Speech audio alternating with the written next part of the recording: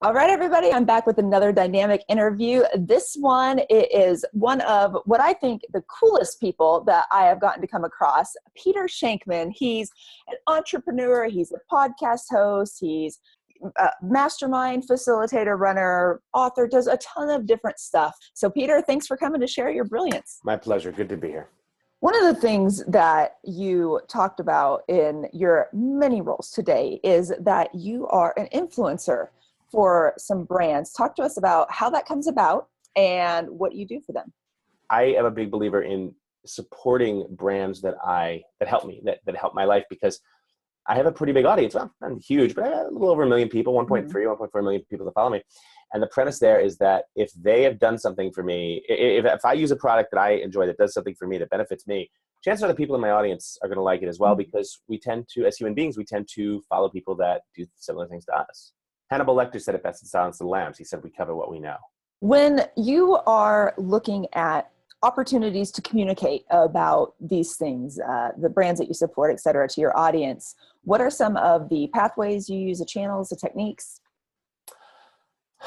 I use pathways where my audience is. So I think the biggest problem people have is that I'm going to go get on Twitter, and they've done absolutely no research to find out where the hell their audience is. You know, if you're on Twitter and your audience is only on Facebook, then you're a moron. Sorry, that simple. Love it. Do your homework. Talk to your audience. Having an audience, it's funny because we talked about Iron Man. Having an audience is a privilege. It's not a right. It's exactly like wearing spandex. Okay. When I train for a race, okay, and I have the race day, I've earned the privilege to wear spandex that day because I've trained for the race. As soon as the race ends, I get my medal, and then a big man comes up, sir, I'm sorry, you have to put on this big bulky t-shirt now. Thank you. Okay. Appreciate you've done the race, but take off your spandex now. And I get that.